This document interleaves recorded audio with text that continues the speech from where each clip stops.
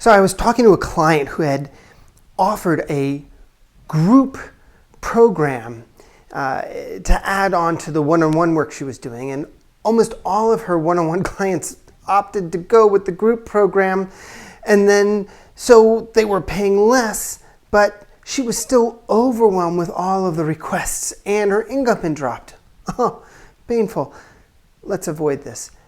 This is Mark Silver with Heart of Business, and I want to talk about this very topic because it's actually a really smart move to start to offer group programs, especially if your one-on-one work has become more full, right? If your business has moved along to the point where you have more, decent number of one-on-one clients, it's a great way to leverage your time. It's a great way to offer something that other people can engage with differently than one-on-one work. Group programs tend to be less expensive than one-on-one, so it's just expanding your offers in that way.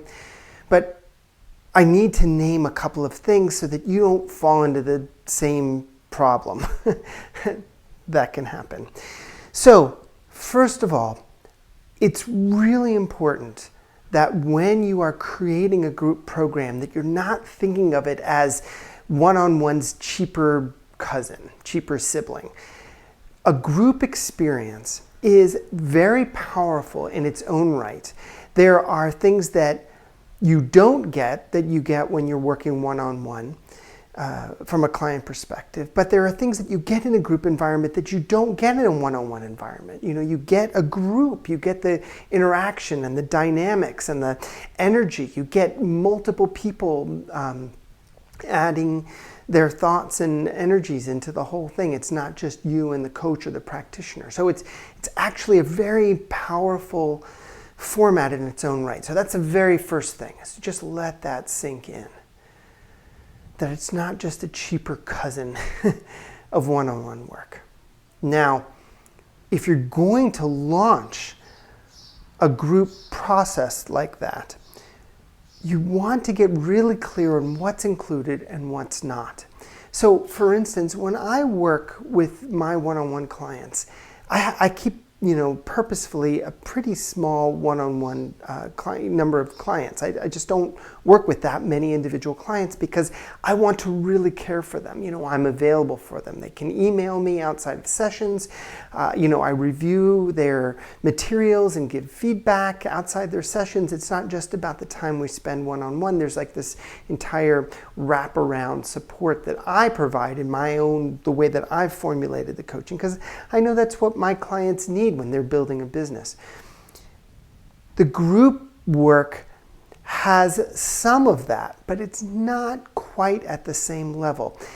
In the instance I'm talking about with my client, it was a totally different situation even. She did not get clear on the boundaries of what was actually being offered in the group coaching process. And so the people who migrated from the one-on-one work continued to treat it as if they had all the access that one-on-one gave them. Now, of course, it's an easy mistake to make. We make these stumbles, we course correct, it's okay. But going into it, if you can get really clear on how much access is provided in your group coaching process, then you can be really clear from the get-go. And it can be part of the decision-making for your clients. You say, oh, wow, if you're going to go into the group, you're going to, you're not going to get this, this, and this that you're getting in individual work with me. And you're going to gain this, this, and this. But, they get to see that it's not just less expensive, but there's actually fewer things and less access and all of this. And finally, you want to be clear with them as their practitioner what your recommendation is. You say, we're doing some really deep work here. I don't see you getting the level of support and feedback from me in the group process that you need at this particular point of your process. I think that it's actually going to be beneficial for you to stay in the one-on-one work for a little while longer, and then it might be fine to switch to the group process, but let's get through this next session, these next few sessions, this next piece that you're working on. If you get clear on that, then it won't be this exodus, and it will be from a place of clarity and honesty and integrity that's not just about the money, but it's about them getting the help that they really need and you not getting overwhelmed by giving away more than is appropriate for the format that you've created. I hope these points have helped you kind of start to think through this process, because I'm really in favor of you creating a group process if it's appropriate for the kind of work you do. So if you have any questions, I'm curious about what kind of, obviously we haven't been able to cover absolutely everything.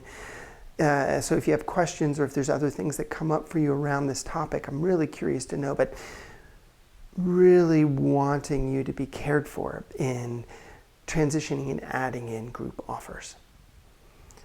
If you're watching this on the YouTube channel, I want to really encourage you to continue getting the support and the help from us. Go ahead and click subscribe and the little bell. If you're watching this somewhere else, make sure that you become part of our audience, that you're subscribed to our newsletter, or that you're part of our fans or followers. Let me keep giving the help to you so that we can help your business fly. Peace.